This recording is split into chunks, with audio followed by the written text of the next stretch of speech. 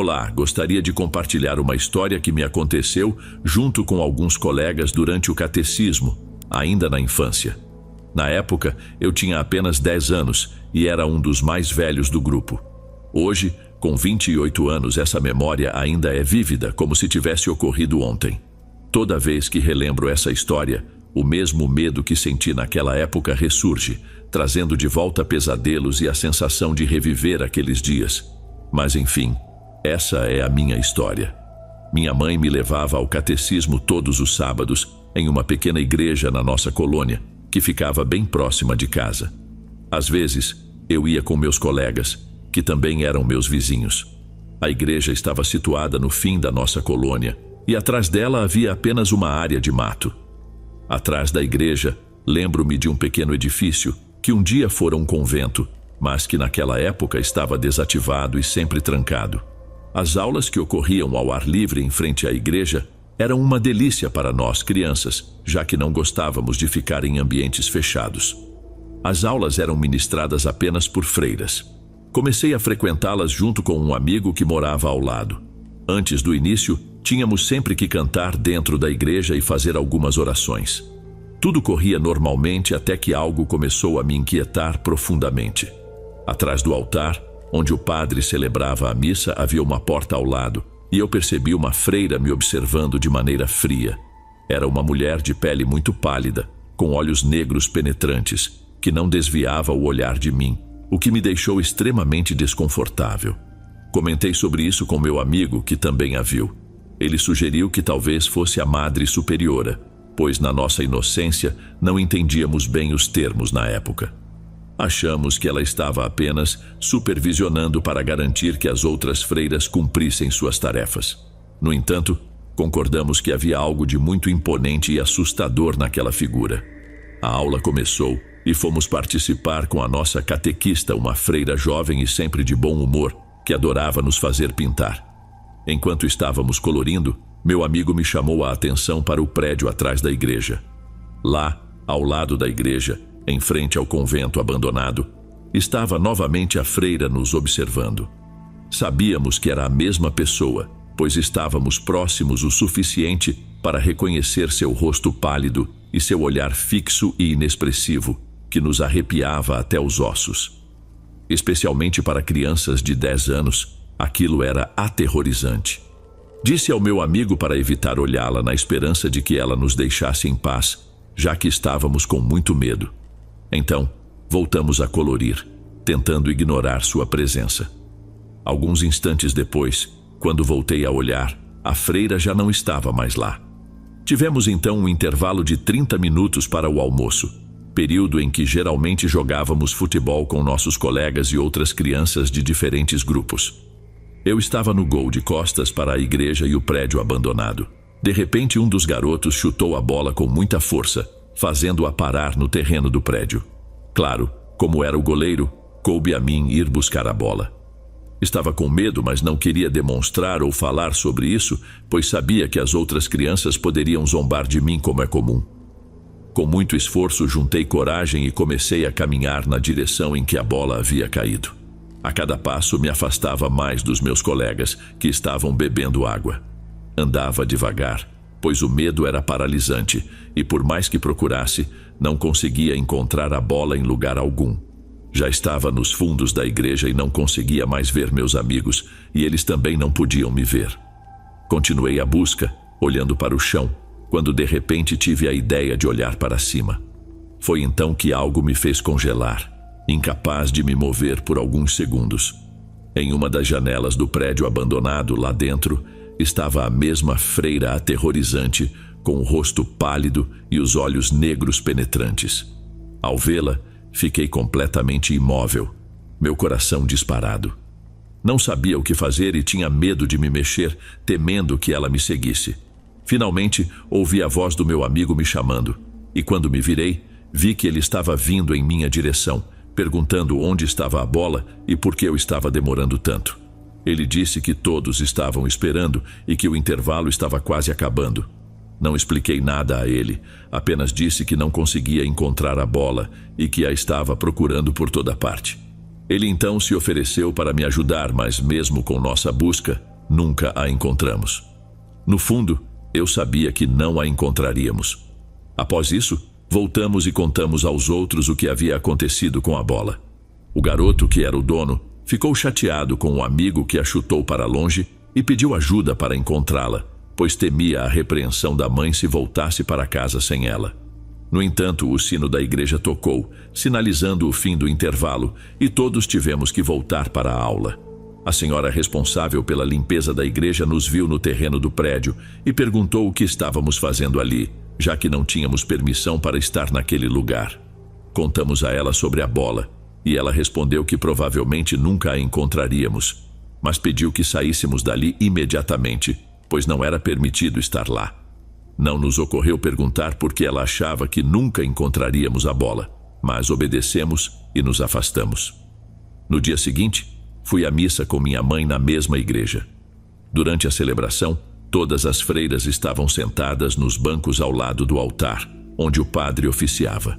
Mas, mais uma vez, vi aquela freira assustadora atrás do altar, parada na mesma porta. Ela me observava de maneira inquietante, como se soubesse que eu era o único capaz de perceber sua presença. Quando contei isso para minha mãe, ela olhou, mas a freira já havia desaparecido. Minha mãe apenas me repreendeu por falar durante a missa. Após a missa, como de costume, havia barracas de comida montadas pela igreja para arrecadar fundos. Eu sempre me encontrava com meus colegas lá, enquanto nossas mães compravam algo. Foi nesse ambiente que começamos a trocar experiências. Um garoto mais velho perguntou se alguém já tinha visto uma freira que costumava nos observar do prédio abandonado. Muitos confirmaram que sim e confessaram que tinham muito medo dela, embora não soubessem quem era. Fiquei surpreso, pois pensei que só nós a tivéssemos visto, mas aparentemente não era o caso. Esse mesmo garoto sugeriu que todos fôssemos à igreja naquela tarde para procurar a bola e investigar o que havia dentro do prédio. Todos concordaram, como se fosse uma grande aventura. Contudo, apenas eu, meu amigo, o dono da bola e seu irmão mais velho fomos. Os outros, por serem muito pequenos, não foram autorizados a sair de casa. Era por volta das 6 da tarde, e minha mãe permitiu que eu ficasse até às 8, hora em que sempre voltávamos para casa. A igreja estava fechada e não havia ninguém por perto. O dia estava nublado e ameaçava chover, o que deixava o ambiente ainda mais assustador. Éramos 4 crianças, caminhando até o prédio. O garoto mais velho sugeriu que nos dividíssemos em duplas. Eles procurariam a bola atrás do prédio e nós na frente. Relutantemente concordamos, e eu e meu amigo começamos a andar pelo terreno. De repente, ouvimos os outros 2 gritando e corremos para ver o que estava acontecendo. Eles tinham visto a freira novamente, observando-os da esquina do prédio. Um dos garotos disse que ela sorriu para eles, mas seus dentes eram afiados e sujos, conforme ele descreveu. Assustado, declarou que preferia ficar sem a bola e ir embora, que já não se importava mais. Nós também estávamos prestes a sair, pois não parecia haver mais sentido em permanecer ali. No entanto, o garoto mais velho nos desafiou a continuar e tentar entrar no prédio para descobrir quem era aquela mulher. É claro que eu estava apavorado, mas não queria que ele contasse aos outros colegas que estávamos com medo. Então concordamos em ficar.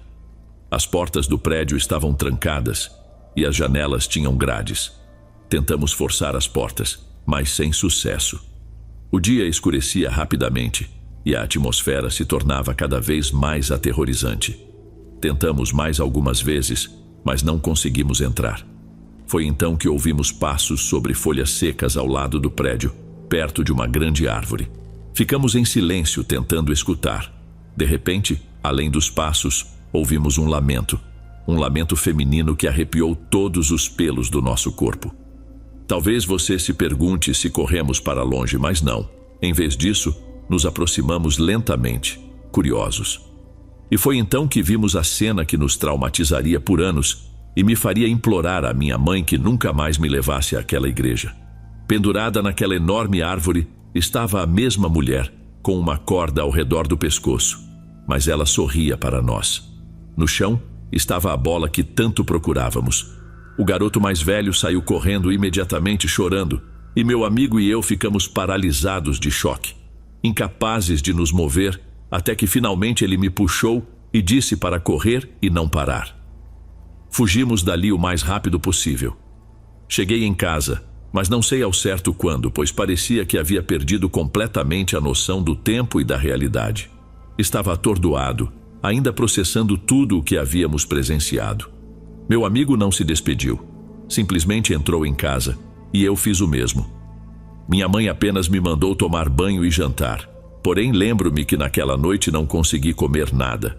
Só chorei, pedindo para ela não me levar mais àquela igreja.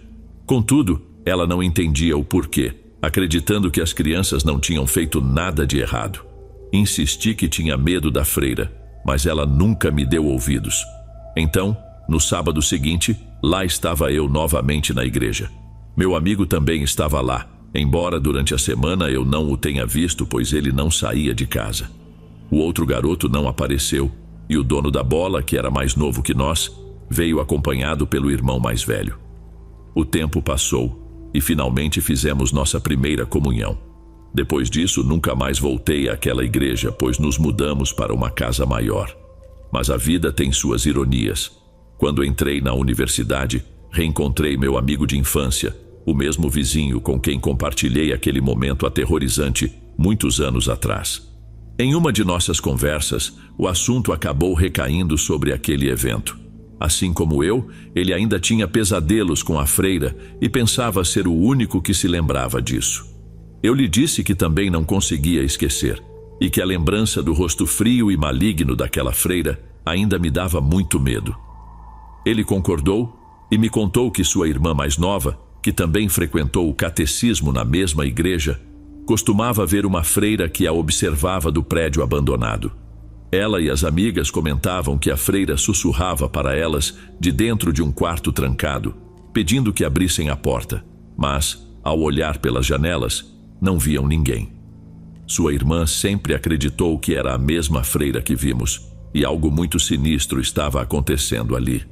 A história que ele ouviu dizia que uma mulher chamada Sofia havia sido forçada a entrar no convento pelos pais, que não a queriam.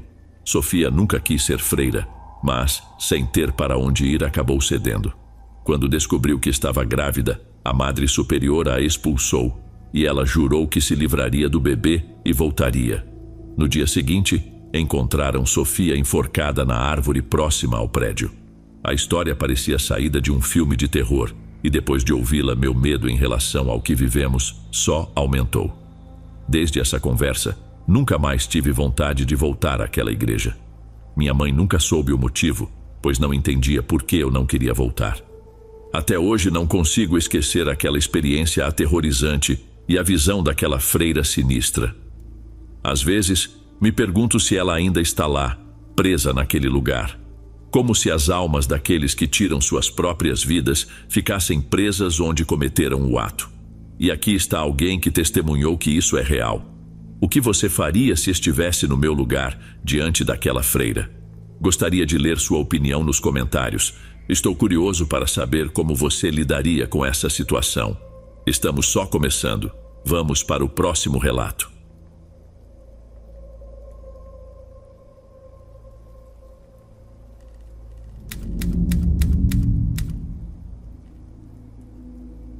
Vou contar uma história que passou de geração em geração na minha família.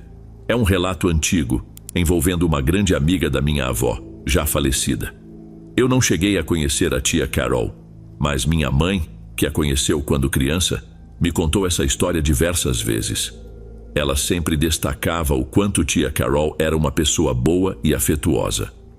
Um detalhe importante é que essa senhora não fazia parte da nossa família, mas, por minha avó ser uma grande amiga dela, minha mãe e meus tios tomavam a liberdade de chamá-la de tia Carol, assim como a maioria das pessoas que a conheciam. Tia Carol trabalhava com minha avó no sanatório em Campos. Hoje, esse antigo sanatório é um asilo, mas na década de 70 ainda era um hospital onde se tratavam pessoas com tuberculose. Quem conhece a história de Campos do Jordão sabe que, quando a cidade foi fundada, havia vários hospitais especializados em tratar tuberculose e outras doenças pulmonares, por conta do ar puro que garantia uma recuperação mais rápida aos pacientes. Naquela época, o sanatório já era administrado por freiras, assim como ainda é hoje em dia. E tia Carol era responsável pela cozinha, acendendo o fogo e esquentando o tacho de água para preparar o café das freiras e dos pacientes, além das demais refeições do dia. Para cumprir essa tarefa, ela acordava muito cedo, por volta das 5 horas da manhã. O trabalho era árduo. Imagine só, acender um fogão a lenha todos os dias. Isso leva tempo. Por isso tia Carol gostava de adiantar seu serviço, além de ser um costume antigo. Ela morava numa casinha simples nos fundos do sanatório, que fazia parte da estrutura do hospital. Naquela época, a maioria das pessoas que trabalhava em hospitais morava dentro da própria propriedade ou em casas próximas. E com tia Carol não era diferente. Assim que se levantava às 5 da manhã, ela fazia o mesmo trajeto todos os dias, da sua casinha até a cozinha do sanatório, e ali começava sua árdua rotina. Acontece que num dia comum, como contava a própria tia Carol, ela estava dormindo quando, de repente, o badalar do pesado relógio do sanatório a despertou. Ela se levantou num salto, coitadinha, toda atrapalhada, acreditando ter perdido a hora. Vestiu-se às pressas e fez seu trajeto de todos os dias até a cozinha do sanatório, acreditando que já eram 6 horas da manhã. Assim que tia Carol atravessava o corredor principal para chegar até a cozinha, avistou uma freira do outro lado, caminhando na direção oposta. A primeira coisa que pensou foi: então as irmãs já se levantaram, devo estar mesmo atrasada, é melhor me apressar. E apertando o passo, tia Carol continuou andando até que se esbarrou com a freira. Mesmo com o corredor escuro, através do pequeno feixe de luz da lamparina, tia Carol notou algo diferente naquela freira. Para começar, o hábito que ela usava não era branco, como o das outras freiras que residiam ali, mas completamente negro. E ela, que trabalhava há tantos anos no sanatório, nunca tinha visto aquela freira antes. Quem seria ela? Sem contar o olhar, fixo e vago, como se encarasse algo muito distante. Bom, como a pessoa afetuosa que sempre foi, quando a freira passou ao seu lado, murmurei um cordial: "Bom dia, irmã", mesmo sem conhecê-la. Mas qual não foi minha surpresa ao não receber nenhuma resposta, nem mesmo um olhar de volta. Um calafrio desagradável percorreu meu corpo, algo que não soube explicar de onde veio, além de sentir um leve desapontamento. A freira passou ao meu lado como se eu não estivesse ali, como se eu simplesmente não existisse. Como isso era possível? Educada, arrisquei olhar para trás e percebi imediatamente o erro que cometi. Não vi nada além do corredor completamente escuro e deserto. Não havia ninguém lá, nenhum sinal de que alguém tivesse passado por ali.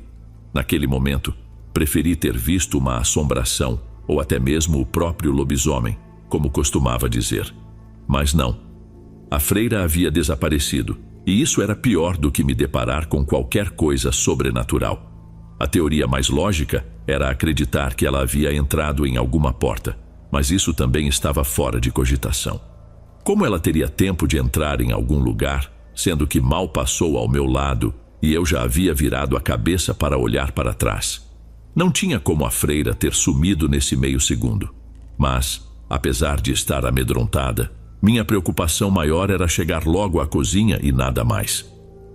Quando enfim cheguei, acendi o fogão às pressas e coloquei o tacho de água para ferver.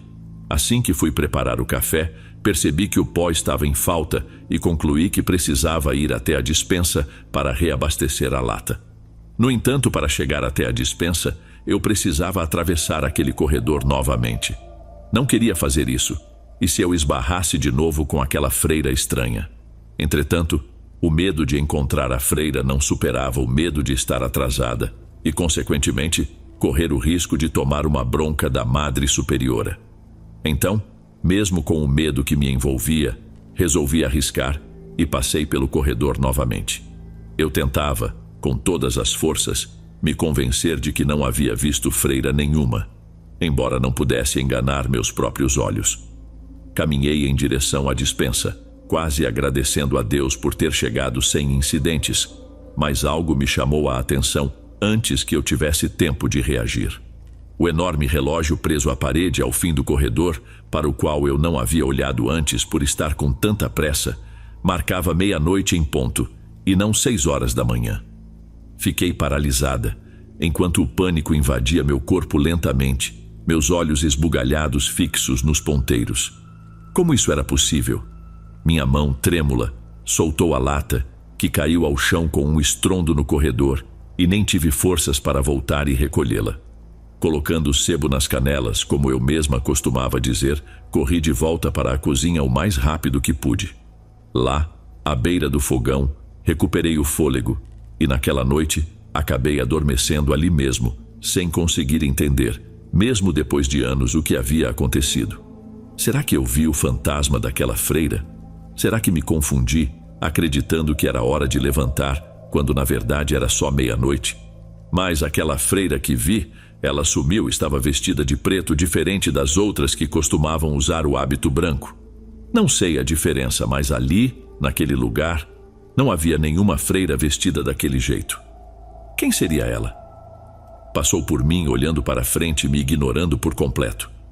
Será que era um fantasma ou uma impressão deixada por alguma antiga freira que viveu ali? Talvez uma memória presa naquele lugar. Não sei. Deixo para vocês tirarem suas próprias conclusões, mas, por favor, mantenham o respeito nos comentários. E bom, vamos para o próximo relato.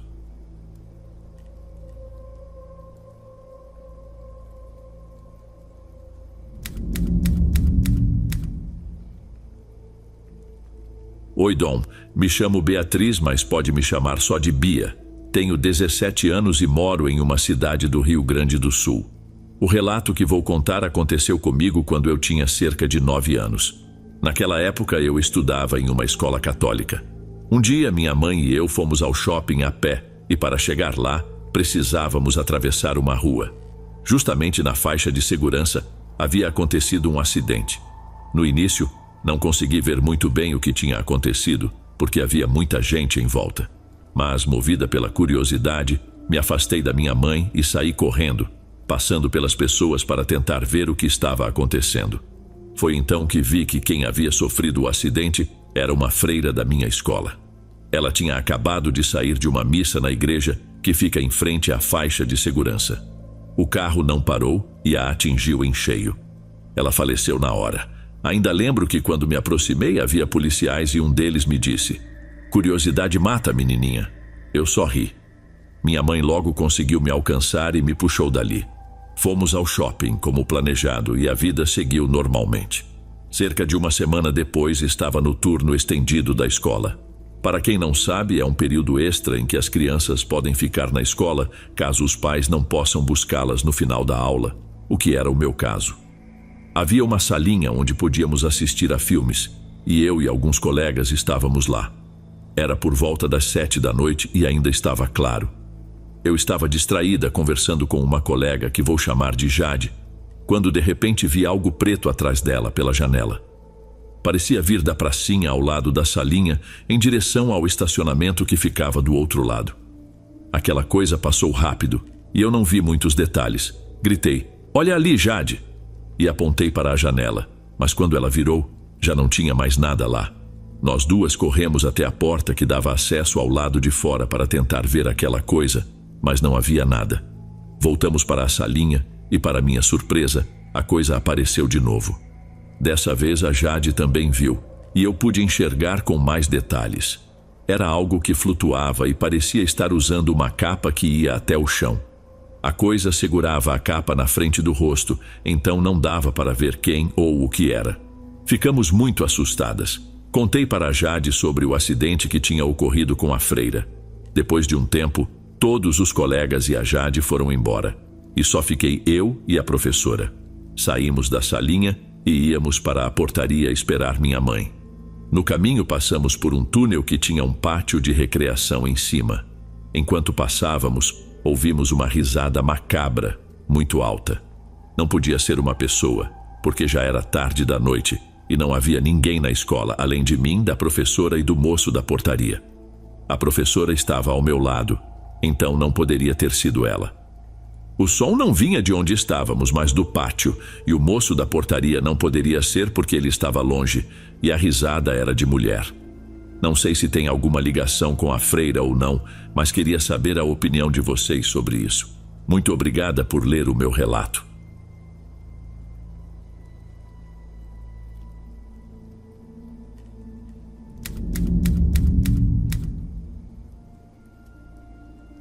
Durante os anos 90, eu morei em um pensionato de freiras em Recife. Sou de outro estado e, naquela época, vim para cá para fazer cursinho e faculdade. O prédio que abrigava o pensionato era enorme, antigo, com 3 andares. Ele já tinha servido como quartel, hospital e escola. A construção contava com cerca de 40 quartos, todos reservados para as pensionistas. Alguns quartos eram individuais, enquanto outros acomodavam 2 pessoas. Além disso, o pensionato possuía refeitórios, salões, várias salas de banheiro, salas de TV, escritórios, uma cozinha, uma copa, uma capela, um jardim e a casa onde as freiras moravam, que ficava no mesmo terreno, mas em uma ala separada.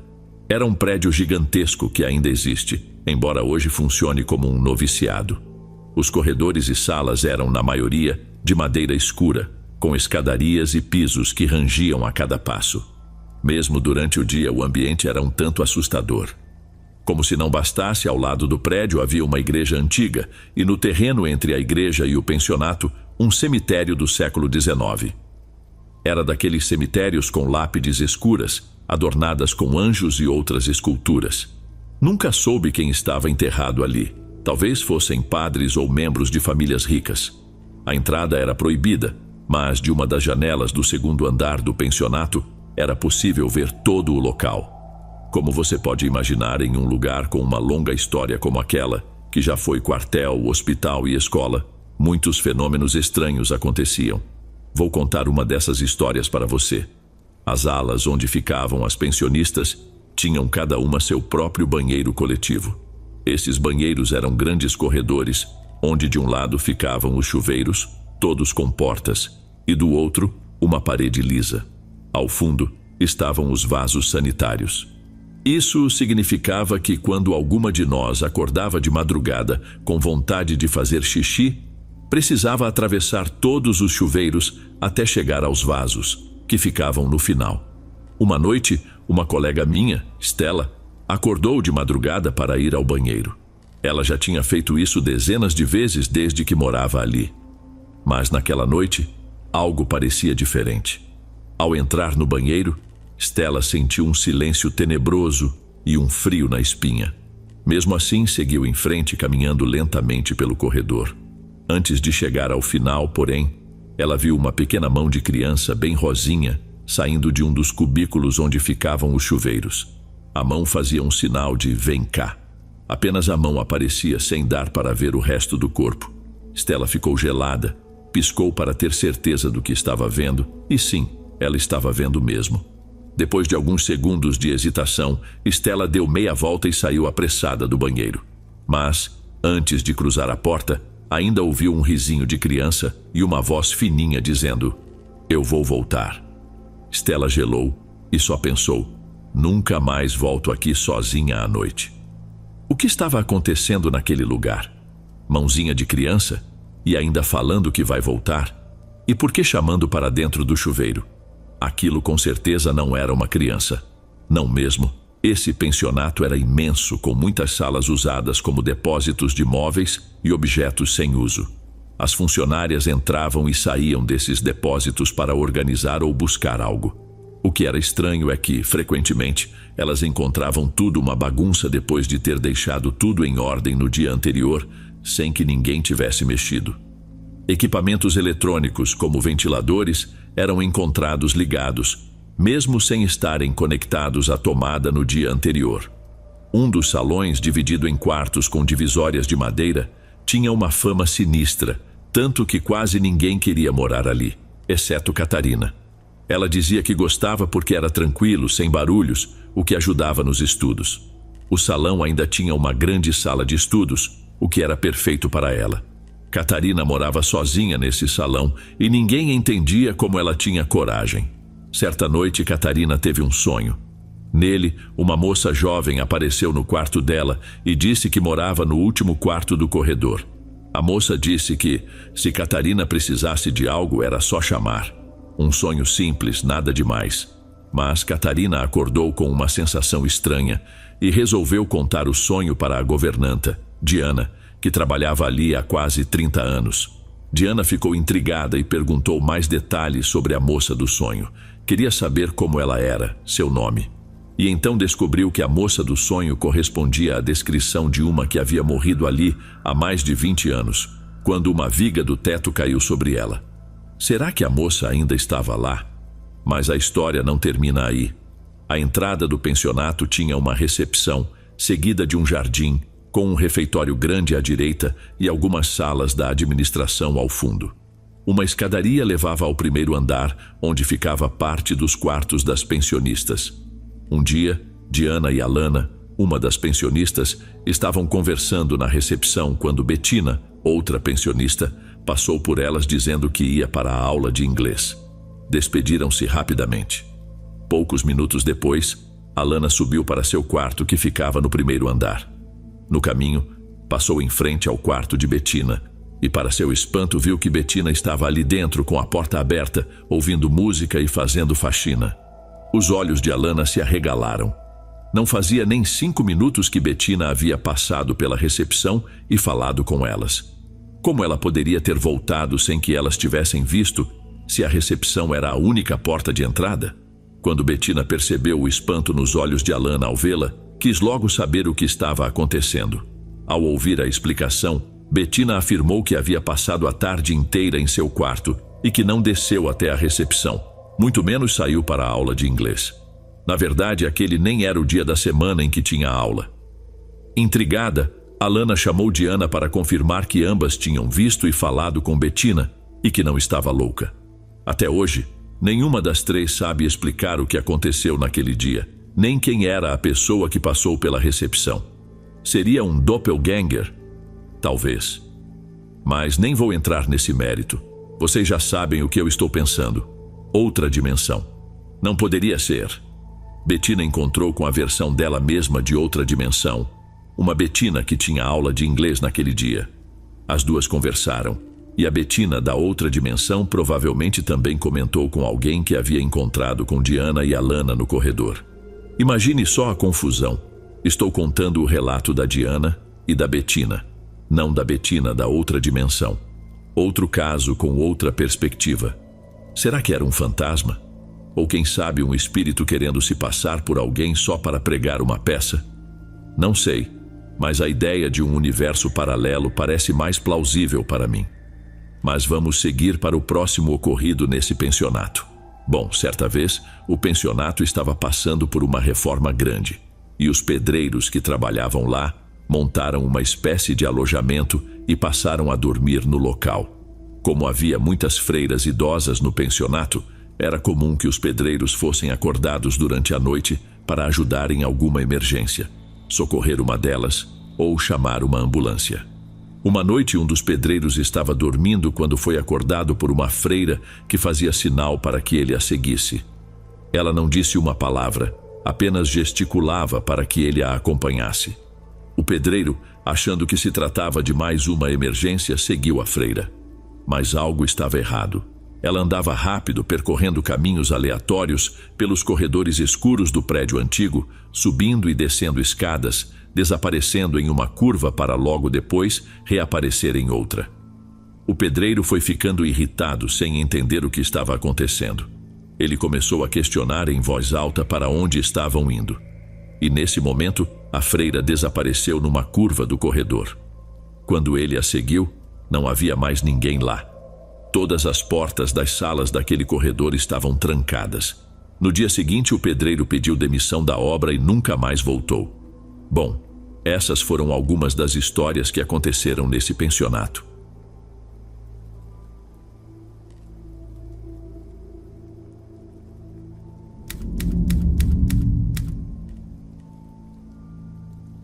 Oi, Dom.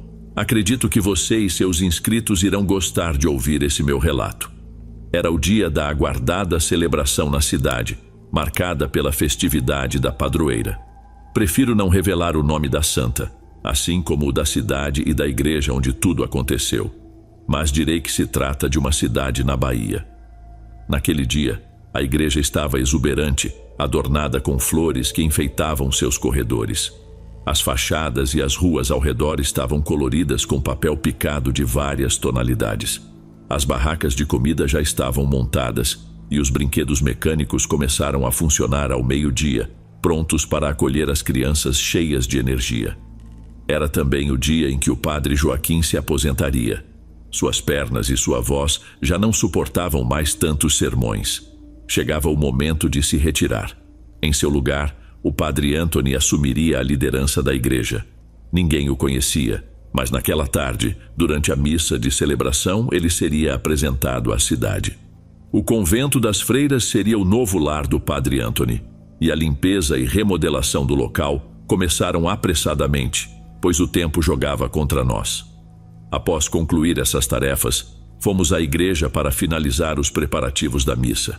Lá, encontramos o padre Joaquim na porta principal, cercado pelos fiéis, agradecendo o apoio recebido desde que chegou à cidade. Todos queriam se despedir, pois naquela mesma tarde ele partiria para a Aparecida do Norte. De repente, um homem chegou com uma mala. Ele e o padre Joaquim se abraçaram afetuosamente. Era o padre Anthony, um homem de cerca de 50 anos, com entradas calvas e alguns fios grisalhos que lhe conferiam um aspecto mais envelhecido. Seu olhar profundo, olheiras e nariz proeminente davam-lhe uma expressão severa e, para mim, um tanto intimidante.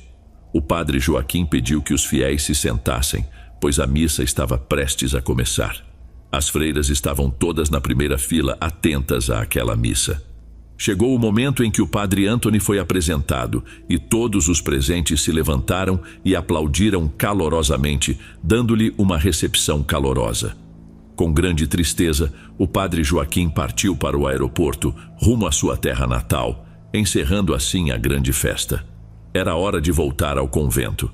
Ao chegarmos, mostramos ao padre seu quarto e fizemos um tour pelas instalações.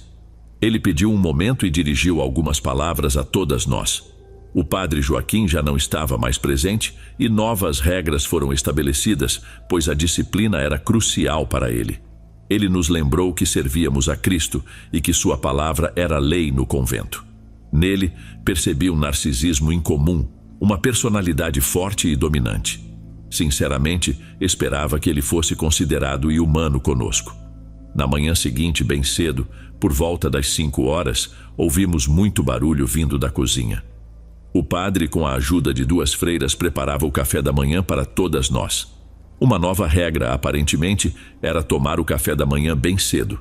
Às 7 horas, todas nos sentamos no refeitório e começamos a tomar o café.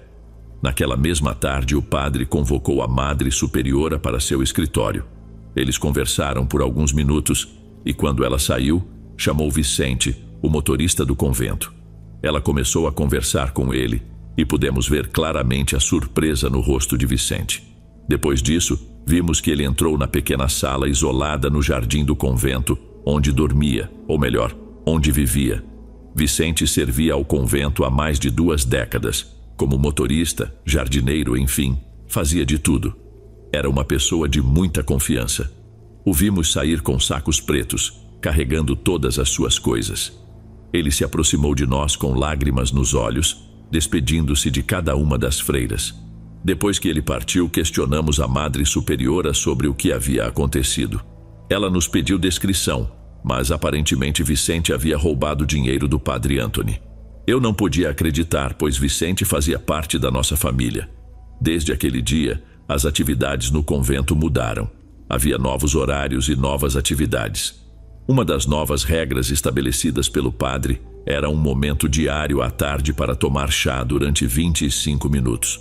Nesses encontros, ele nos pedia para compartilhar as necessidades dos fiéis, além de discutir todas as atividades em prol da comunidade. No corredor principal, o padre instalou uma campainha para marcar o início de cada atividade. Aquela campainha sempre me deixava apreensiva, pois cada toque trazia queixas ou novas ordens do padre. Recordo-me bem daquela tarde em que a campainha tocou, convocando-nos para o chá. Todas atendemos ao chamado. O padre já havia preparado o chá, pronto para ser servido quando as freiras se sentassem para bebê-lo. Desde o primeiro dia, percebi que o padre observava atentamente as xícaras de chá das freiras, garantindo que estivessem completamente vazias. Quem não terminava recebia uma advertência. Madre, Beba todo o chá. Lembre-se de que o alimento não deve ser desperdiçado, pois isso é uma grande ofensa ao nosso Senhor, dizia ele. Sob essa ameaça, o padre se certificava de que todas as xícaras fossem esvaziadas pelas freiras. Esse comportamento me deixou desconfiada e decidi nunca mais tomar aquele chá. Fui cuidadosa. Sempre que a campainha tocava e nos reuníamos para o chá, eu discretamente derramava o conteúdo em pequenos jatos no jardim, deixando a xícara completamente vazia para enganar a todos e dar a impressão de que havia bebido tudo. Após algumas semanas, o comportamento no convento começou a mudar. A Madre Superiora, assim como todas as freiras, começaram a demonstrar um profundo respeito pelo padre, idolatrando-o como se fosse o próprio Cristo. Pareciam estar obcecadas por ele, suspirando sempre que ele aparecia. Lembro-me claramente daquela noite em que a campainha tocou muito tarde, por volta das 23 horas. Todas nós nos levantamos e fomos ao ponto de encontro, temendo que algo grave tivesse ocorrido. Ao chegarmos, encontramos o padre com uma expressão furiosa. A Madre Superiora, um pouco assustada, perguntou o que havia acontecido. O cadeado da porta principal não foi colocado, o que nos coloca em perigo, já que a segurança não é confiável nestes tempos. A pessoa responsável por trancar a porta, por favor, me acompanhe. Irmã Ayla deu um passo à frente. Desculpe, irmã Ayla, mas esse erro tem sua penitência, por favor, siga-me. As demais podem ir descansar. Irmã Ayla e o padre seguiram em direção ao escritório, entraram e fecharam a porta. Enquanto isso, nos dormitórios, discutíamos o ocorrido. Cometi o grande erro de falar. Isso parece suspeito, irmã Ayla ainda não voltou. O que o padre está tramando? Nesse momento, todas me olharam com raiva e disseram para não levantar falsos testemunhos contra o padre. Houve um silêncio constrangedor, e foi então que percebi a grande lealdade que todas as freiras agora tinham pelo padre. Retiramo-nos para dormir, cada uma ocupando sua cama. Na manhã seguinte, ao acordar, encontramos a irmã Ayla ainda deitada em sua cama, dormindo profundamente. Todas nós corremos até ela, curiosas para saber o que havia acontecido. Como vocês são fofoqueiras, disse ela com um leve sorriso. Entramos em seu quarto privado, onde ela nos pediu para nos ajoelhar, e começamos a rezar, pedindo perdão a Cristo por termos comprometido a segurança do convento. Acreditei em suas palavras, pois seu semblante não mostrava nenhum sinal de medo, pelo contrário, ela parecia estar em paz. Senti uma enorme culpa por ter duvidado das intenções do padre. No entanto, na noite seguinte, o sino tocou novamente às 23 horas. Quando nos reunimos, o padre exibia a mesma expressão de irritação. Hoje outra pessoa cometeu um erro grave. A mangueira usada para regar o jardim não foi completamente fechada, desperdiçando muitos litros de água. A responsável por essa tarefa, por favor, venha comigo. As demais podem ir descansar em paz. A mãe Bianca e o pai seguiram para o escritório, enquanto todas nós fomos nos deitar. Desta vez, todas se dirigiram direto para as camas, sem questionar o que estava acontecendo. Parecia que ninguém estava dando importância aos eventos. Presumiam que Bianca apenas rezaria e pediria perdão por seu erro. Mas eu não conseguia dormir. A intriga e a incongruência da situação me deixavam inquieta, e eu não conseguia entender por que as outras irmãs não estavam preocupadas com esses acontecimentos, encarando tudo com naturalidade. Quando todas estavam dormindo, decidi me levantar da cama. Fui até a parte de trás do escritório, onde havia uma janela no banheiro. Coloquei um balde, subi nele e, através da janela, consegui observar parte do que estava acontecendo lá dentro. Vi a Madre Bianca ajoelhada diante do Padre Anthony, mas ela não estava rezando ou pedindo perdão. As calças do padre estavam no chão, e ele mantinha uma mão sobre a cabeça de Madre Bianca, que se movia para frente e para trás de maneira repetitiva. Meu rosto se encheu de terror e imediatamente corri de volta para o dormitório. Aquela noite, não consegui dormir. Depois de algumas horas, ouvi a porta do dormitório se abrir. Madre Bianca entrou. Fingi estar dormindo. Ela foi para a cama, se cobriu e adormeceu rapidamente. Eu me perguntava como Madre Bianca e as outras irmãs conseguiam estar tão tranquilas, sem demonstrar qualquer trauma diante de eventos tão horríveis. Alguns dias se passaram e eu estava extremamente ansiosa com o que presenciei no convento. Tudo seguia normalmente. À tarde, o sino tocou novamente para o chá, mas desta vez, após todas as freiras beberem o chá, o padre voltou a encher suas xícaras para que bebessem mais um pouco. O ambiente era estranho, com todas as freiras ao redor do padre, prestando muita atenção em suas histórias. Parecia haver um clima de flerte por parte das freiras. Na noite seguinte, o sino voltou a soar às 23 horas e fomos atender ao chamado. A mesma expressão de raiva estava no rosto do padre. Estou muito decepcionado. Cada vez há mais penitências a pagar. Sei que Cristo no céu também estaria desapontado com seus erros. Hoje percebi que os altares de nossa santa padroeira estão cobertos de poeira e as flores murcharam. Por favor, a responsável por essa manutenção, venha comigo. As outras podem ir descansar em paz. A mãe Luíse acompanhou o padre até o escritório. Novamente as outras freiras foram para a cama e adormeceram rapidamente. Eu, cheia de medo, mais uma vez me levantei e fui até a janela do escritório, onde pude ver tudo o que estava acontecendo lá dentro. Desta vez a freira e o padre estavam abraçados, trocando carícias como se estivessem em transe. Começaram a se beijar intensamente e o padre a ergueu pelas pernas, enquanto Madre Luísa envolveu a cintura dele com as suas. Mantendo-a firme em seus braços, ele caminhou até a mesa, certificando-se de que ela se sentasse na beira. Entre beijos apaixonados e grande excitação, o padre rapidamente desabotoou suas calças, deixando-as cair ao chão. As pernas da madre se abriram um pouco, acolhendo-o por completo. Seus rostos exibiam um prazer incomum, com luxúria evidente em suas expressões. Faziam o possível para não produzir ruídos, comprimindo os lábios e abafando os sons. Fiquei novamente chocada. Parecia que não era coincidência as penitências serem sempre impostas às freiras mais jovens e atraentes, pelo menos até aquele momento. Dias depois, o sino voltou a soar às 23 horas. Mais uma desculpa trivial serviu de pretexto para que o padre levasse uma freira ao seu escritório. Contudo, desta vez, a Madre Superiora, uma mulher de 65 anos, foi a escolhida para pagar a penitência. Fui novamente até a janela do banheiro para observar o que acontecia lá dentro. O padre, astuto, colocou uma música em volume baixo, começando a cantar e a dançar lentamente. A Madre Superiora, como se estivesse hipnotizada, também começou a cantar. Entre os cânticos, eles se abraçaram e trocaram pequenos beijos. Com carinho, a Madre Superiora pegou a mão do padre e o conduziu até a mesa. Ela mesma colocou as mãos sobre a mesa, virando-se de costas para ele. O padre a olhou com desejo e suas calças novamente caíram. Com uma mão, ele levantou o roupão de dormir da madre, enquanto com a outra, inclinava o corpo dela para a frente. Seus corpos se uniram em um movimento constante.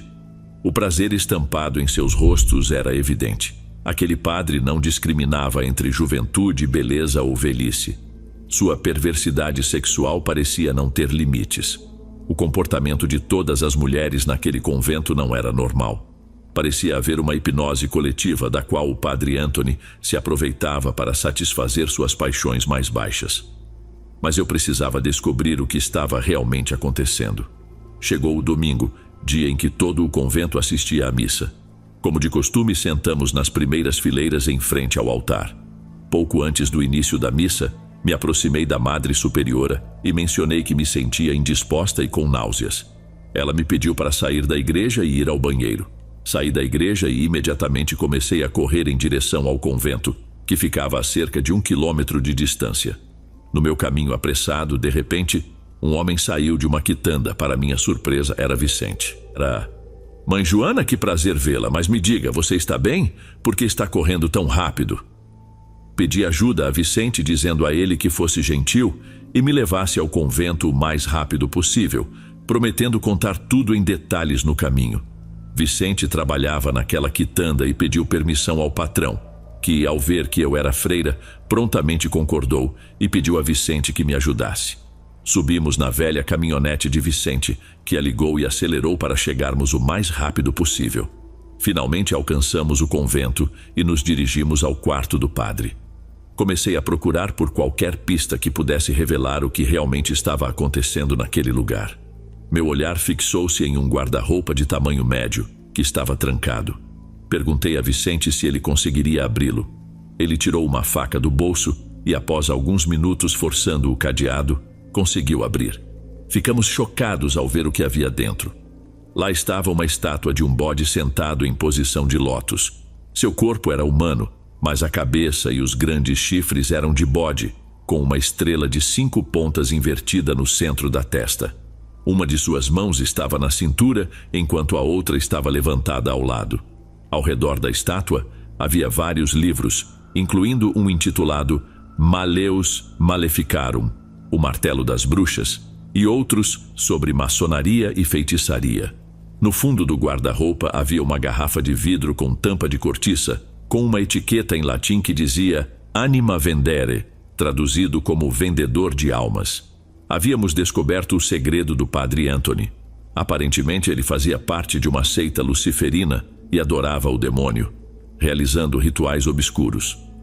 O líquido naquela garrafa provavelmente era o que ele adicionava ao chá que servia às freiras todas as tardes, ajudando-o a manipulá-las e mantê-las sob seu controle, como uma espécie de feitiço. O padre levava uma vida dupla. Enquanto pregava a palavra de Cristo em público, em segredo adorava Lúcifer. Colocamos tudo de volta no lugar, fechamos o guarda-roupa e trancamos o cadeado. Saímos do quarto do padre e retornamos à caminhonete de Vicente. Ele também estava visivelmente abalado com o que havia visto. Decidi então contar-lhe tudo o que estava acontecendo. Além disso, Vicente também havia sido vítima do padre, perdendo seu emprego devido a uma mentira inventada por ele. Agora entendíamos por que o padre não queria Vicente no convento. Cada detalhe que eu narrava deixava Vicente mais surpreso. Contei tudo, inclusive sobre o sino que tocava às 23 horas e sobre como o padre levava uma freira ao escritório para abusá-la. Pedi a Vicente que fosse extremamente discreto e ele, por sua vez, pediu para ajudar. Ele tinha grande estima por todas as freiras e era doloroso para ele vê-las sofrendo daquela maneira. Vicente prometeu que todas as noites estaria no convento às 23 horas. E se ouvisse o sino tocar, pularia o muro para entrar no escritório do padre, a fim de testemunhar o que estava acontecendo e depois denunciá-lo à polícia. Ele me levou de volta à igreja, onde desci para me sentar novamente no banco em frente ao altar. Cheguei 5 minutos antes do término da missa. Quando isso aconteceu, a Madre Superiora se aproximou de mim e perguntou se eu estava me sentindo melhor. Respondi que sim, que estava um pouco melhor. Ao final, ajudamos o padre a organizar suas coisas e todos voltamos juntos para o convento. Durante 2 dias, o sino não tocou à noite. No entanto, no 3º dia, ele soou novamente. Quando nos reunimos, lá estava o padre, mais uma vez, irritado. Eu só esperava ouvir mais uma de suas desculpas para uma penitência. Todos esperávamos para ver qual freira seria sua próxima vítima. Hoje percebi um erro grave. Parece que a pessoa encarregada de limpar as garrafas de vinho consagrado danificou algumas rolhas, derramando muito vinho e deixando várias garrafas vazias. Meu sangue gelou ao ouvir isso, pois eu era a responsável pela limpeza dessas garrafas. Tentei argumentar com o padre, dizendo que isso era impossível, que deveria haver algum engano. Todas as freiras rapidamente me olharam com desconfiança por contrariar o padre. Naquele momento, nenhuma delas parecia mais temer as penitências. Pelo contrário, olhavam para o padre com olhos cheios de amor e desejavam ser escolhidas independentemente do que acontecesse. Não discutirei. Acompanhe-me. Todas as outras podem ir descansar em paz. Comecei a andar ao lado do padre, entramos no escritório e ele fechou a porta atrás de nós. Madre Joana, aproxime-se. É a primeira vez que pagará por seus erros, mas acredite, Cristo a perdoará. Além disso, você vai gostar do castigo. O padre se aproximou de mim, segurou minha mão e me puxou com força, abraçando minha cintura e começando a beijar meu pescoço vorazmente, como uma fera. Tudo aconteceu tão rápido e eu estava tão assustada que não consegui me mexer. Após alguns segundos, meu corpo reagiu e com meus 2 braços empurrei o padre para longe de mim. Ele me olhou com raiva e surpresa, perguntando por que eu não era tão dócil quanto as outras freiras. Parece que alguém não tomou seu chá, mas não me importo, madre. Eu já estava querendo você. Se não cooperar, não sairá viva daqui. Ele se lançou sobre mim, segurando meus braços com força, e começamos a lutar. Mas ele era mais forte, e acabamos caindo no chão, onde ele começou a me beijar à força, rasgando minha batina e tocando meu corpo de maneira grotesca. Nesse momento, um forte golpe na porta foi ouvido e a porta se abriu bruscamente. Era Vicente. Ele tinha vindo me resgatar e imediatamente correu na direção do padre, tirando-o de cima de mim. Maldito! O que você está fazendo aqui, seu idiota? O padre se lançou sobre ele e os dois começaram a lutar, trocando golpes. O padre pegou um crucifixo e golpeou Vicente com força nas costas, fazendo-o cair no chão. Ele então subiu sobre Vicente, dominando-o e desferindo uma enxurrada de golpes. Vicente tentou proteger seu rosto como pôde, mas conseguiu alcançar o bolso e corajosamente puxou uma faca. Com ela, começou a apunhalar o abdômen do padre, que logo desmaiou, sangrando muito. Vicente me olhou com medo, pois não pretendia causar tanto dano ao padre.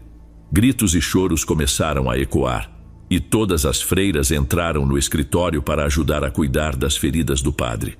Algumas correram para fora do convento, gritando por socorro. Implorei a Vicente que fugisse dali, que saísse o mais rápido possível. Quando ele deixou o convento, vários moradores já estavam informados do que havia ocorrido. As freiras corriam pela vila, aterrorizadas, contando a todos sobre o ato brutal. Uma grande multidão se reuniu e, ao ver Vicente fugindo, todos foram atrás dele. Corri também, tentando alcançá-lo, tentando convencer os moradores de que ele não era culpado, que só estava tentando me ajudar. Mas ninguém me ouviu. Estavam tomados pela raiva. Infelizmente, Vicente foi alcançado por eles e centenas de golpes brutais o atingiram, até que seu corpo não aguentasse mais. Ele caiu inconsciente no chão, mas os golpes continuaram sem piedade. Testemunhei com grande tristeza o dono da mercearia, que era o patrão de Vicente, chutando repetidamente sua cabeça, cheio de ódio. A lealdade que Vicente havia mostrado ao seu patrão durante toda a vida não impediu que ele mostrasse crueldade em sua morte. Naquele momento, Vicente já havia perdido a vida. Diante de todos, ele foi reduzido a nada e ninguém reivindicou seu corpo. Com o tempo, Vicente foi esquecido, transformado em pó. Com a morte do padre Anthony, houve um grande velório, que parecia mais uma celebração na vila. Desde aquele dia, ele foi lembrado como um santo, alguém que protegeu suas freiras e o convento de uma tentativa de roubo, segundo as autoridades. Mesmo após a morte do padre, as freiras mantiveram grande fidelidade a ele, cuidando de ocultar tudo o que estava no guarda-roupa, como se não quisessem manchar seu nome. Nenhuma delas denunciou os abusos que ele cometeu, e suas declarações sempre o exaltaram. Ninguém revelou o verdadeiro abusador e feiticeiro que ele era. Parecia que ainda estavam sob o efeito daquele poderoso feitiço do qual foram vítimas. Diante dessa situação, eu não pude confessar a verdade. Sabia que ninguém acreditaria em mim, apenas pensariam que eu estava louca. No entanto, houve consequências pelos atos do padre. A madre Bianca e outra freira engravidaram. Os bebês que nasceram foram adotados pelo convento como se fossem crianças sem lar. Todas as freiras diziam que esses bebês foram deixados na porta do convento, e diante da falta de adotantes, o convento os acolheu para educá-los e dar-lhes um lar. As freiras conseguiram guardar muito bem esse segredo. Muitos anos depois, descobri que um convento liderado pelo padre Anthony havia sido demolido. Nos jardins, foram encontrados restos de fetos abortados, pouco desenvolvidos. Aparentemente, o padre passou grande parte de sua vida realizando feitiços nas freiras, sem importar a cidade ou o convento onde estivesse. A decepção que vivi naquele convento me fez decidir deixar os hábitos. Ainda sou muito devota a Cristo e à minha religião. Sei que nem todos os padres praticam as atrocidades que o padre Anthony praticava. Ele pregava tanto a palavra de Cristo quanto a de Lúcifer, além de ser praticante de bruxaria. Eu sei que há padres que são fiéis a Cristo. Bom, Este é o meu testemunho.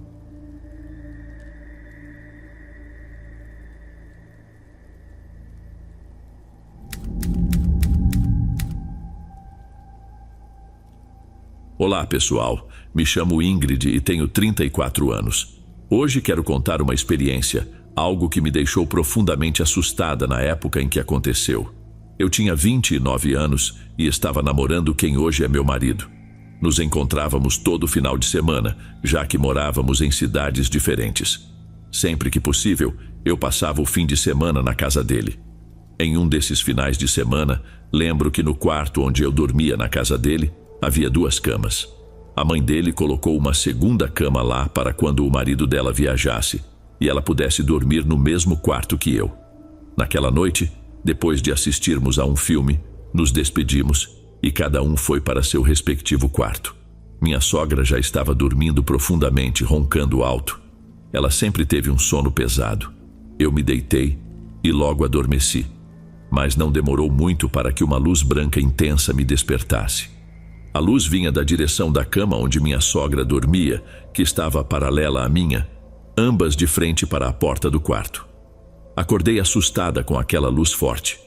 Ao me sentar na cama para entender o que estava acontecendo, vi minha sogra dormindo profundamente, mas havia uma sombra sentada aos pés dela.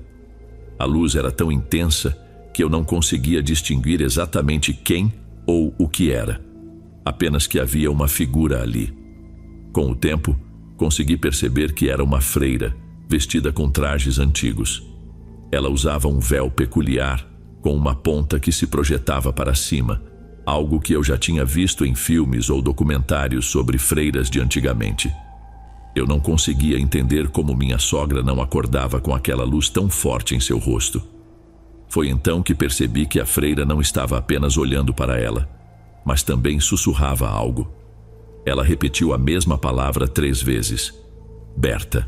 Ela tinha os olhos fechados e falava como se eu não estivesse ali, como se não me visse. Fiquei paralisada, sem conseguir reagir por um tempo.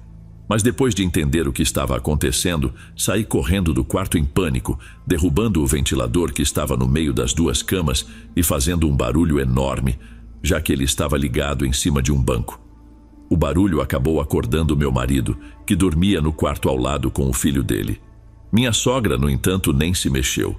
Eu estava chorando quando ele veio até mim e perguntou o que havia acontecido. Olhei novamente para o quarto, mas não havia mais nada ali. Ele entrou, arrumou o ventilador que eu havia derrubado e então descemos as escadas. Tomei um pouco de água enquanto explicava tudo o que tinha acontecido naquela noite. Claro, pedi para ele ficar comigo até eu conseguir dormir novamente. Voltamos para o quarto da minha sogra e ela continuava dormindo profundamente. No dia seguinte, perguntei a ela de maneira sutil se conhecia alguém chamado Berta. Na minha cabeça, podia ser algum parente ou amiga dela que estivesse tentando transmitir uma mensagem. Apesar de saber que minha sogra era uma católica fervorosa e resistente a esse tipo de conversa, decidi contar-lhe o que havia acontecido. Quando terminei de relatar tudo, ela caiu em prantos e eu fiquei chocada com sua reação. Ela me explicou que sua mãe era espírita e médium e sempre via e sentia a presença de uma freira, que dizia ser a protetora da minha sogra, sua filha. Minha sogra nunca tinha visto nada, mas sempre ouvia os relatos de sua mãe sobre essa freira. Ela sempre quis ter uma menina e já havia engravidado 2 vezes antes, tendo 2 meninos, meu marido e o irmão dele. Quando descobriu que estava grávida novamente, sua mãe teve um sonho em que a freira entregava a ela uma menina recém-nascida, dizendo: "Eis que o nome dela será Rosália." Minha sogra se espantou com a exatidão do sonho de sua mãe, pois ela realmente queria dar esse nome à filha, embora nunca tivesse contado isso à mãe. A freira, segundo os relatos da mãe de minha sogra, chamava sua filha de Berta e pertencia a uma ordem de freiras com esse mesmo nome. Eu não sei qual é exatamente a relação entre minha sogra e essa freira, mas pelo que percebi, de alguma forma, a freira estava sempre por perto, protegendo-a. Como a mãe de minha sogra era mais sensível a esse universo, ela mediava a relação entre as duas. Ao que parece, essa freira chamava minha sogra de Berta, o que pode indicar alguma conexão de uma vida passada, onde ela talvez tenha sido uma freira dessa ordem. Mesmo com o susto, acredito que foi uma manifestação de proteção, uma luz de outra vida que continua a cuidar dela.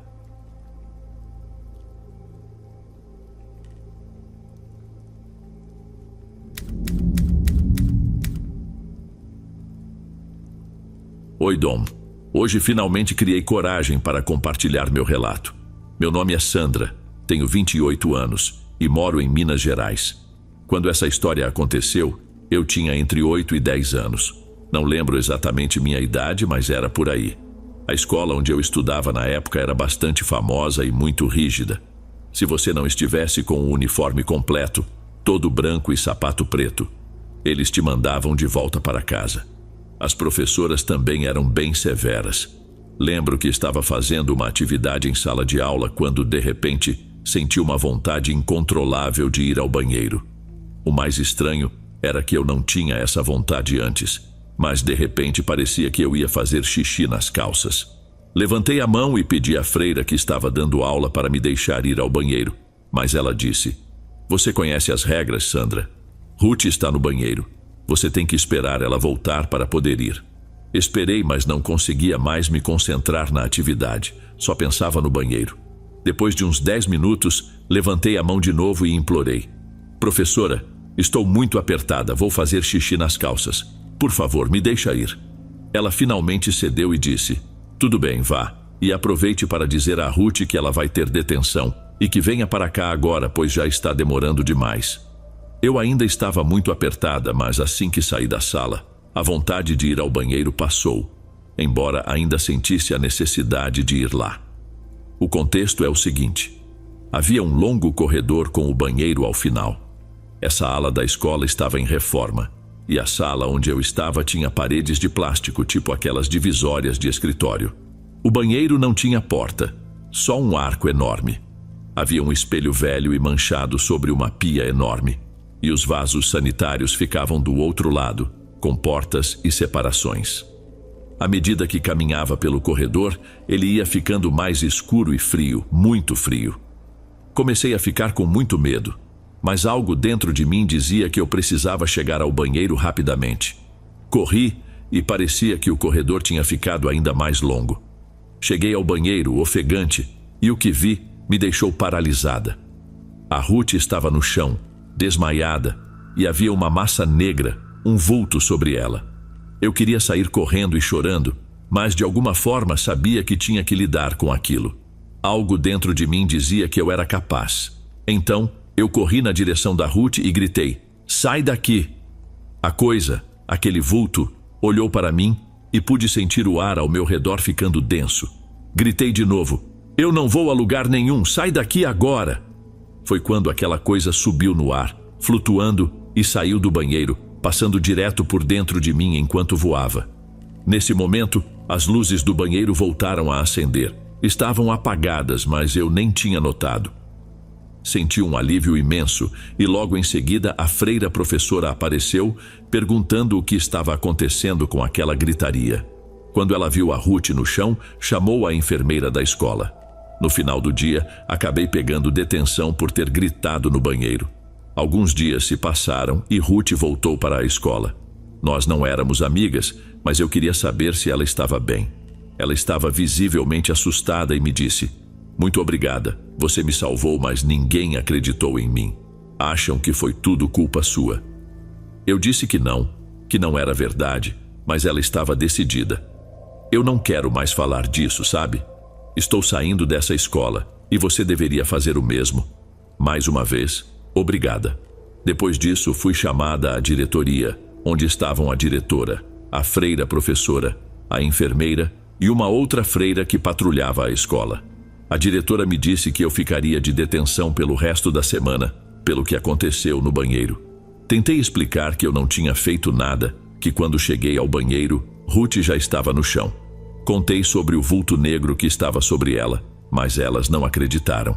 O resultado foi que fiquei de detenção pelo resto da semana e ganhei o apelido de bruxa na escola.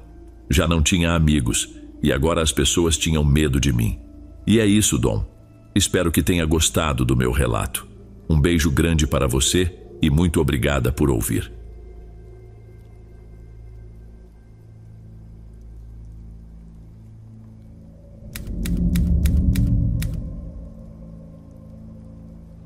Como católicos, muitos de nós compartilham a lembrança de frequentar o catecismo e assistir às missas aos domingos. No entanto, no meio dessas experiências religiosas comuns, ocasionalmente acontecem eventos extraordinários que desafiam nossa percepção do mundo espiritual. Hoje, quero contar uma história que vivi junto com alguns colegas durante nossos dias de catecismo, quando ainda éramos crianças. Eu tinha cerca de 10 anos na época, mas as lembranças desses acontecimentos ainda me perseguem como se tivessem ocorrido ontem. Sempre que relembro essa história, um arrepio percorre minha espinha, revivendo aqueles dias de intenso medo. Assim, convido você a mergulhar nessa narrativa onde realidade e sobrenatural se entrelaçam, desafiando nossa compreensão do que é possível em um ambiente aparentemente sagrado. Essa história se passou comigo e outros colegas quando eu tinha 10 anos, sendo um dos mais velhos do grupo. Hoje, aos 28 anos, recordo esses eventos como se tivessem ocorrido ontem. Cada vez que conto essa história, sinto os mesmos arrepios e o terror que senti na época, como se aqueles dias estivessem se repetindo. Mas enfim, aqui está a minha história. Minha mãe me levava ao catecismo todos os sábados, em uma pequena igreja que ficava no nosso bairro, bem perto de casa. Às vezes, eu ia a pé com meus colegas, que também eram meus vizinhos. A igreja estava situada no final do nosso condomínio, e atrás dela havia uma densa floresta. Lembro-me que, atrás da pequena igreja, havia um prédio que costumava ser um convento, mas já estava desativado há muito tempo. Nós tínhamos muita curiosidade em entrar lá, mas o lugar estava sempre trancado. As aulas de catecismo aconteciam ao ar livre, em frente à igreja, o que adorávamos, pois não gostávamos de nos sentir presos, sendo apenas crianças. Naquela época, as aulas eram ministradas por freiras. Quando entrei pela primeira vez, foi com um amigo que morava na minha rua. Antes das aulas começarem, nos faziam cantar dentro da igreja e recitar algumas orações. Tudo parecia normal, mas, de repente, algo me deixou profundamente inquieto. Atrás do local onde o padre realizava a missa, havia uma porta lateral. Foi lá que vi uma freira me observando de maneira intensa e fria. Era uma mulher muito pálida, com olhos escuros que não desviavam de mim, o que naturalmente me deixou muito desconfortável. Então contei ao meu amigo, que também a viu. Ele sugeriu que talvez fosse a líder das freiras, pois, como crianças, não sabíamos o termo correto para Madre Superiora. Por ser nosso primeiro dia, pensamos que aquela mulher era, de fato, a Madre Superiora, apenas verificando se as outras freiras estavam cumprindo suas funções corretamente. Não pensávamos em nada além disso, embora concordássemos que ela era imponente e assustadora. A aula começou e saímos da igreja para nos reunir com nossa catequista, uma freira muito jovem, que adorávamos, pois sempre estava de bom humor e nos deixava desenhar bastante. Estávamos justamente colorindo, quando meu amigo me chamou a atenção, apontando para o prédio atrás da igreja. Lá, ao lado da igreja e em frente ao convento abandonado que mencionei antes, estava novamente aquela freira nos observando. Sabíamos que era a mesma, pois seu rosto pálido era inconfundível, assim como seu comportamento perturbador, fixando o olhar em nós sem piscar. Era algo que fazia nossa espinha gelar, especialmente sendo crianças de apenas 10 anos. Eu disse ao meu amigo para não olhar para ela, na esperança de que ela parasse de nos observar, pois estávamos tomados por um medo intenso. Voltamos a colorir e após alguns segundos, quando olhei novamente, a freira já não estava mais lá. Tínhamos um intervalo de 30 minutos para comer, mas aproveitávamos esse tempo para jogar futebol com nossos colegas e outras crianças de diferentes grupos. Continuei jogando como goleiro, posicionado de costas para a igreja e o prédio. De repente, uma criança chutou a bola com força e ela foi parar no terreno do prédio abandonado. Naturalmente, como goleiro, cabia a mim ir buscá-la. Eu estava apavorado, mas não queria demonstrar medo ou dizer alguma coisa, pois sabia que as crianças da cidade costumavam zombar por qualquer coisa. Reunindo toda a coragem que pude, fui atrás da bola. Caminhei em direção ao local onde ela deveria estar. Mas a cada passo, eu me afastava mais dos meus colegas, que aproveitavam para beber água. Eu ia muito devagar, tomado pelo medo, e por mais que procurasse, a bola parecia ter desaparecido.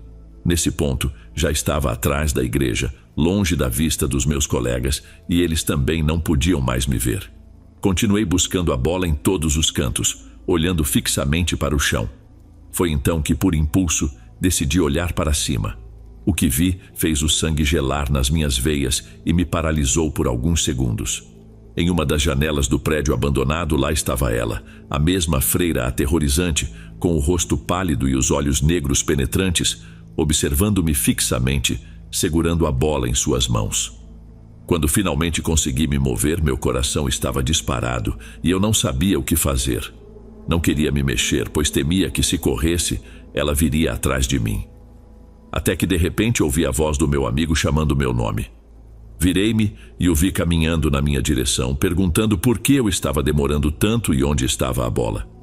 Não disse nada a ele, apenas olhei novamente para a janela, mas a freira já não estava mais lá. Não contei nada ao meu amigo sobre o que vi, disse apenas que não conseguia encontrar a bola e que estava procurando por toda parte, por isso demorei. Ele me ajudou a procurar, mas nunca conseguimos encontrar a bola. Eu sabia que nunca a encontraríamos novamente. Depois disso, não voltamos mais lá e contamos aos outros garotos o que havia acontecido com a bola. O dono da bola ficou chateado, pois a mãe havia acabado de comprá-la e ele seria castigado se voltasse para casa sem ela. Mas naquele momento, o sinal tocou, marcando o fim do intervalo, e todos precisávamos voltar para a aula. Prometemos ajudá-lo a procurar a bola depois das aulas. Quando começamos a buscar a bola novamente, a senhora responsável pela limpeza da igreja nos viu e perguntou o que estávamos fazendo naquele terreno, já que não deveríamos estar lá. Contamos o que havia acontecido e ela disse: "Ah, crianças, acho que nunca vão encontrar essa bola. É melhor irem para casa e não voltarem aqui. Vocês sabem que é proibido." Naquele momento, nenhum de nós pensou em perguntar por que ela disse que nunca encontraríamos a bola. Fomos embora, e no dia seguinte fui à missa com minha mãe na mesma igreja. Durante a missa, todas as freiras, cerca de 7 delas, estavam sentadas em bancos ao lado do altar, onde o padre estava. No entanto, lá estava ela novamente, aquela freira assustadora, me observando como se soubesse que eu era o único capaz de perceber sua presença. Ela não tirava os olhos de mim. Contei para minha mãe o que estava acontecendo, mas quando ela olhou, não havia mais ninguém lá. Só recebi uma bronca por estar falando durante a missa. Depois que saímos, havia barracas de comida montadas pela igreja para arrecadar fundos, e eu me encontrava com meus colegas para conversar enquanto nossas mães compravam algo nas barracas. Foi então que um garoto mais velho nos perguntou se havíamos visto a freira que sempre aparecia no prédio atrás da igreja. 3 de nós responderam que sim, que tinham muito medo dela, mas não sabiam quem ela era. Fiquei surpreso, assim como meu amigo, pois pensávamos que éramos os únicos que a viam. Esse mesmo garoto nos sugeriu que fôssemos todos até a igreja mais tarde para procurar a bola e ver o que havia dentro do edifício. No final, todos concordaram em seguir adiante, como se fosse uma grande aventura. Era por volta das 6 da tarde, e minha mãe havia me permitido ficar fora até às 8, quando sempre me mandava entrar em casa. A igreja já estava fechada, e não havia mais ninguém por lá. O céu estava carregado de nuvens, prestes a desabar em chuva. Juro que toda a cena tinha um ar sinistro e perturbador. Éramos apenas 4 crianças, caminhando em direção ao edifício abandonado. O garoto mais velho sugeriu que nos dividíssemos em duplas. Eles procurariam a bola atrás do prédio enquanto nós ficaríamos na frente. Embora eu estivesse morto de medo, segui as instruções, sem demonstrar meu receio. Então meu amigo e eu começamos a explorar o terreno. De repente, ouvimos os outros 2 gritando. Corremos para ver o que estava acontecendo e eles nos contaram que tinham visto uma freira observando-os na esquina do edifício. Um dos meninos disse que a freira sorriu para ele, mas descreveu os dentes dela como afiados e sujos. Ele estava tão assustado que decidiu ir embora imediatamente, dizendo que não se importava mais em encontrar a bola. Nós também estávamos prontos para sair, afinal, se ele tinha desistido, não fazia mais sentido continuar. Porém, o garoto mais velho nos desafiou a ficar e tentar entrar no prédio para ver aquela mulher. Embora o medo estivesse estampado em nossos rostos, não podíamos arriscar que ele contasse para os outros que tínhamos ficado com medo. Então, ficamos. As portas do edifício estavam trancadas e as janelas protegidas por grades. Tentamos forçar as portas, mas sem sucesso. O ambiente começava a escurecer, tornando tudo ainda mais assustador. Sentíamos um desconforto crescente. De repente, ouvimos passos pisando em folhas secas ao lado do edifício, onde havia uma grande árvore. Ficamos em silêncio tentando captar cada som, e não eram apenas passos. Também ouvimos um lamento, o lamento de uma mulher, que fazia a pele arrepiar. Se você está se perguntando se fugimos, a resposta é não. Nos aproximamos lentamente para ver de onde vinha o som, ingênuos como éramos. Foi então que presenciamos a imagem que me traumatizou por anos e me fez implorar para que minha mãe não me levasse mais à igreja. Pendurada naquela grande árvore, estava a mesma mulher, com uma corda em volta do pescoço, mas sorrindo para nós. E no chão, lá estava a bola que tanto procurávamos. O garoto mais velho saiu correndo imediatamente, chorando. Meu amigo e eu ficamos paralisados, chocados, até que ele me puxou, gritando para corrermos sem parar. Fugimos de lá o mais rápido que pudemos. Quando cheguei em casa, não sei nem ao certo como foi. Era como se eu tivesse perdido a noção do tempo e do que estava acontecendo. Estava atordoado, ainda processando o que tínhamos visto. Meu amigo nem se despediu de mim, correu direto para dentro de casa e eu fiz o mesmo. Minha mãe apenas me disse para tomar um banho e descer para jantar. Lembro-me bem de que naquela noite não consegui comer nada. Apenas chorei, implorando a ela para não me levar mais àquela igreja. Mas claro, ela não entendia o porquê. Pensava que as crianças haviam aprontado alguma travessura. Eu insistia, dizendo que não, que havia uma freira lá que me aterrorizava, e pedi que me mudasse para outra igreja. No entanto, minha mãe nunca aceitou. No sábado seguinte, ela me levou de volta. Meu amigo, a quem não vi durante toda a semana porque ele não saía mais de casa, estava lá. O outro menino não apareceu naquele dia, e o dono da bola, mais jovem que nós, veio acompanhado por seu irmão mais velho, que ficou no carro vigiando. As aulas aconteciam ao ar livre, mas o garoto mais velho não permitiu que o dono da bola se juntasse aos outros colegas no intervalo. Meu amigo e eu decidimos entrar na igreja para almoçar em um dos bancos, pois não queríamos mais ficar lá fora brincando. Estávamos conversando sobre o que tínhamos visto no domingo passado, e embora eu não me lembre exatamente do que falávamos, estávamos muito impressionados. Não percebemos que o zelador estava por perto e ouviu toda a nossa conversa. Ele se aproximou e nos repreendeu por termos ido àquele lugar naquela hora, advertindo-nos para nunca mais fazermos isso. O zelador contou de forma sutil que a freira que vimos já não estava mais neste plano terreno, que ela havia falecido anos atrás no convento e que nunca teve boas intenções, pois não gostava de crianças. Ele nos fez prometer que nunca mais voltaríamos lá sozinhos, especialmente à noite. Concordamos prontamente, pois também não tínhamos o menor desejo de retornar àquele lugar. O tempo passou e finalmente fizemos a primeira comunhão. Nunca mais voltei àquela igreja porque nos mudamos para uma casa maior. Mas que coisa curiosa é a vida, não é? Na universidade onde estudei, reencontrei meu amigo de infância, aquele com quem compartilhei aquele momento de terror tantos anos atrás. Um dia, durante uma conversa, ele trouxe à tona o que aconteceu, revelando que, assim como eu, ainda tinha pesadelos com aquela freira. Ele disse que pensava ser o único a lembrar-se disso, pois já haviam se passado muitos anos. Eu respondi que era impossível esquecer, que era difícil acreditar que tivesse sido real. Ele confirmou, dizendo que era real, sem dúvida. Contou que sua irmã mais nova, que também frequentava o catecismo, mencionava a ele que ela e suas amigas viam uma freira que as assustava muito, sempre observando-as daquele prédio. Sua irmã até relatou que um dia, durante uma arrecadação de alimentos para vítimas de um furacão, elas estavam encarregadas de levar as doações para um dos quartos daquele prédio. Como eram as mais velhas, Essa tarefa ficou a cargo delas. Em uma ocasião, ao entrar com sacolas de compras, elas ouviram uma voz sussurrando do outro lado da porta trancada: "Venham, abram a porta, venham." Apavoradas, largaram tudo e saíram correndo, pois sabiam que aquele quarto estava sempre trancado. E pela janela podiam ver que não havia ninguém lá. A irmã dele sempre acreditou que era a mesma freira falando com elas, tentando fazer algo com elas. Fiquei impressionado ao ouvir que aquela freira ainda estava naquele lugar.